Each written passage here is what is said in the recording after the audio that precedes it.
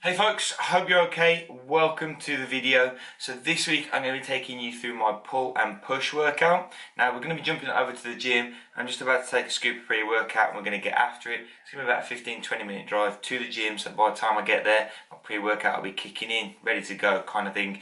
So we're going to jump on over into a voiceover. I'm going to talk you through my workout, a little bit of technique tips, little bits of information that are going to help you through the workouts. If you've got any questions, post them down below. Please do go ahead and like the video, subscribe to the channel, and we're going to get after it. So I'll see you after.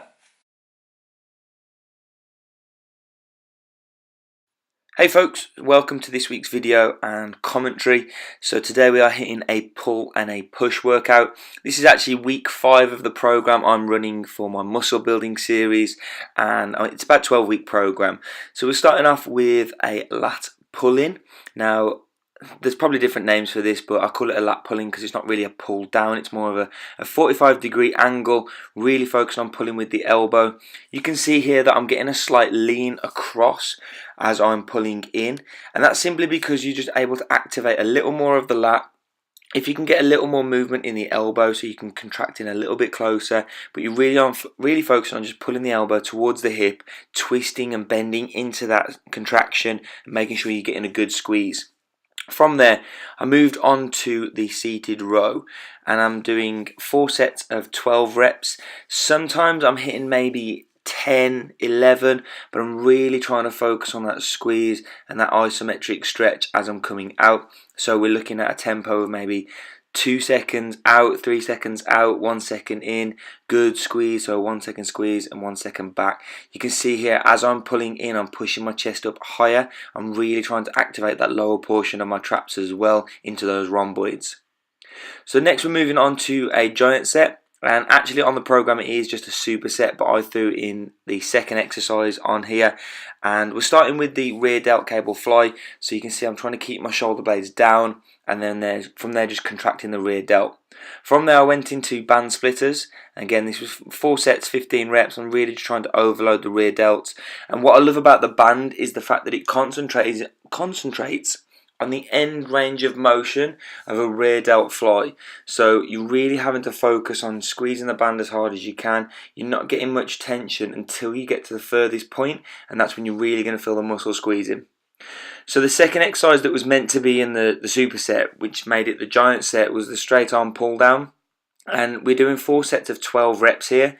Now you can see I'm getting a full stretch as the weight goes back up, and from there I'm making sure that as I pull down I'm pushing my chest up higher, and all that's doing is forcing my lats to just contract a little bit further and go through a fuller range of motion. Okay, so you can see a good stretch as I push up.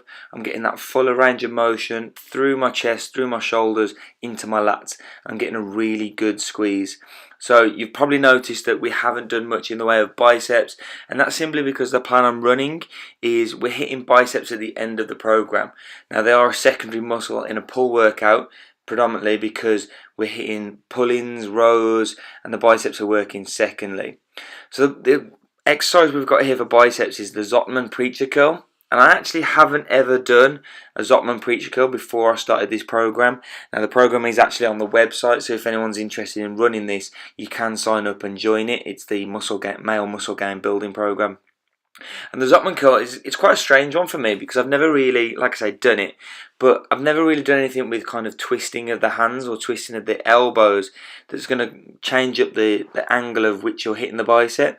So you've got a concentrated curl up and then an overhand curl on the way down, and I must be honest, I'm actually feeling it quite a lot, so it's quite an interesting one. So if you've never tried it, go ahead and give it a go. The last one we've got for biceps was your overhand cable curls. Now with this I'm facing towards the cables, simply because it's allowing me to get a good contraction at the top. When you go facing out, you'll find that the cables will add a little more tension at the start, just because of the hand position and where the cable is going. And I really like this one, but I just find that my wrists tend to get a little bit kind of agitated or aggravated from that. Okay, so I really got a good squeeze. It was a good workout, to be fair, and then I moved on to the next day, which was Tuesday, and it was the muscle building push workout. So building up on my reps here, you're going to see me on my last set of bench press. and I'm really focused on keeping the arch in my back, keeping my hips as still as possible on the bench. I'm getting a bit of a shift round. I find that the benches that at this gym, they're a little bit off, and I just don't stay connected to the bench too well. But I'm pushing my feet into the ground and pushing my butt into the bench, pushing my shoulder blades down and contracting as hard as possible. And I just felt like I couldn't get any more out on the bench. I did actually repeat this week, and I did manage to hit the 92.5 for a good solid 8 reps without any fuss. So what I did here was to kind of do like a rest pause set. I did the 6, took it back, and then did 2 more just to make sure I finished it off and hit my numbers and got the reps out. One thing I noticed here is I've got to work on my shoulders staying tight and not letting my elbows flare too much. But it's getting the reps done. So next one, we moved on to the dumbbell shoulder press. We were 4 sets of 8, and to be completely honest, the first 2 to 3 weeks after doing bench press, I was finding that my shoulders and my chest was smoked. So when I went on to the next exercise after this one, I really felt like I couldn't press heavy weights. So all I focused on was that control. And you're going to see that here. So I'm getting that 1 second pause at the bottom. I'm at like a dead position, and then I'm pressing on up at the top. I'm getting a good squeeze, just nice and controlled, coming back down, driving those hips into the bench, driving those shoulder blades into the bench, and just working on what I've got. Okay, so it's not necessarily about the weight, it's about the quality of those reps. So the next exercise, the third one, was the incline dumbbell chest press. And like I mentioned, I felt like my chest was smoked, so I couldn't actually press that heavy. Okay, it was this week just gone that I was able to press heavier weight, which felt really nice. And I think it's just a case of, because I'm running a new program, a new format, that the exercises that I've been hitting, I just haven't been able to press through more. But what I'm finding now is, because of this program that I'm running, I'm getting stronger through the movements. Okay, so last week when I did dumbbell incline chest press, I was actually pressing a little bit heavier than this. So I'm finding that progression is there, and it's feeling a lot more comfortable with those movements. Same thing, driving those heels into the bench, driving that butt into the bench and the shoulder blades into the bench, and then you're going to be good. So the seated lateral raise was the 4th movement, and we're getting into the kind of the isolation work here. 4 sets of 8. Now 8 reps is pretty low for an isolation movement, so I'm really focusing on that time under tension, trying to press as high as I can. But I noticed here that my elbows don't go that high. You are still able to contract the lateral head of the shoulder here, but you can see on the last 2, I just feel like I could press a little bit further, so I tried to push it a little bit more, and I'm really trying to get as much range of motion out of the lateral head of the shoulder without bringing the traps in too much. And I have got a good video for you on social media, if you follow me, that I'm going to be throwing up this week about lateral raises. So next one, we've got barbell upright row, and after the lateral raises, I really felt like my shoulders were fatiguing, so I couldn't go too heavy. So again, like, I'm focusing on that movement and that control, getting a good squeeze at the top, lowering on down nice and controlled. And actually this week I was able to go heavier on this exercise. So again, showing that progression. You don't necessarily have to start as heavy as possible. You build up and you get stronger and you get better.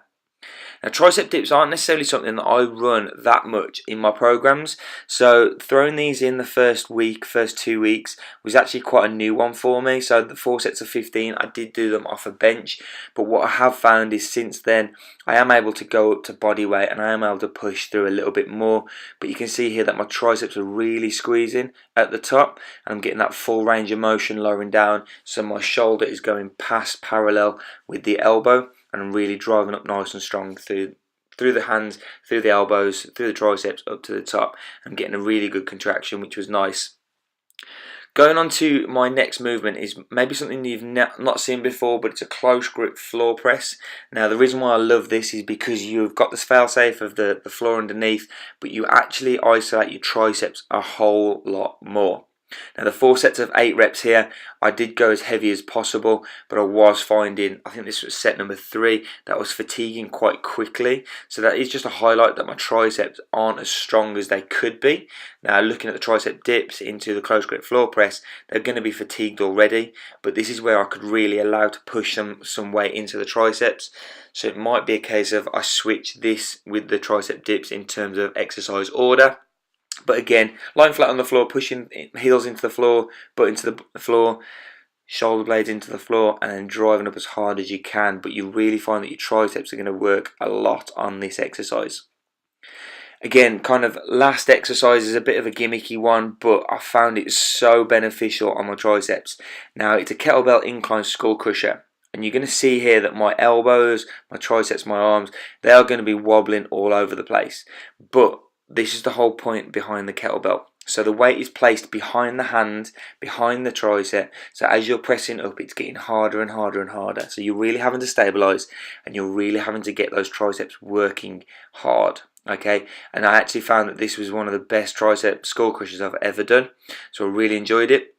So again, just making sure that you're on a slight incline, pushing the hips, shoulders, feet into the floor, into the bench, and just making sure that you're driving on up through the triceps and keeping them beyond the shoulders.